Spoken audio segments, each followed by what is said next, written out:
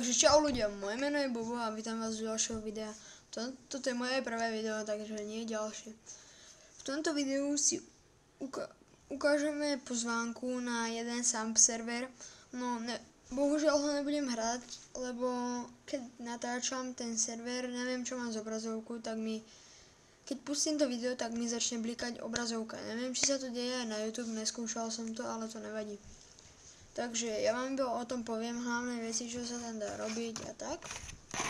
Častejšie tam býva viacej hráčov, než teraz tam je 13, ale to nevadí. Takže IPčka je 81.0.217. No, tam ho máte proste napísanú zvýraznenou, a keď nie, tak vám ho dám do popisku videa. No, je to na najnovšiu verziu 0.3.7. Mapu to má reálna zem 8, je tam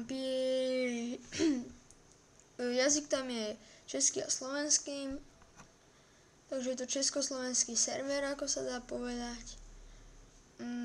Potom je tam zadarmo premium, takže tam môžete, keď premium má výhody tak, že môže napísať car menu a auta, akože auta si môže vybrať, aj zamknúť a odomknúť. Log ich zamknete a unlock ich odomknete. Dajú sa tam vykrádať, nie domy, ale dajú sa tam vykrádať obchody a firmy, ale nie všetky, napríklad firma Auto, to sa asi vyrábajú auta, áno, tam je predaj aut. To sa dá vykradnúť, potom sa dá bar Easy sa tam dá vykradnúť, nie Easy, ale Easy, je ako Juraj, Easy, Easy, Y na konci. Potom je tam mnoho warpov, veľa eventov, tuning, let smrti a také ďalšie. Sú tam závody, sa konajú niekedy, dneska bol napríklad a tak ďalej.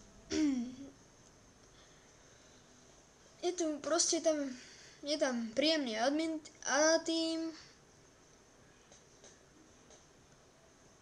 Je tam veľa práci, môžete sa zamestnať za policajta, alebo môžete mať prácu tak, že budete pracovať v gangu a brať druhému gangu územie, napríklad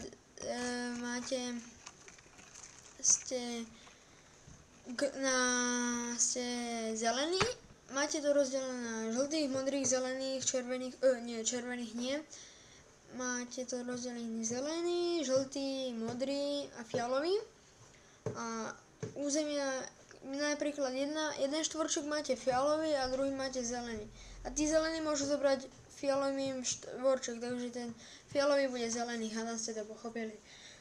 No a dostávate tam platy, je tam banka, môžete si kúpiť domy, ale musíte mať nahratých 50 hodín.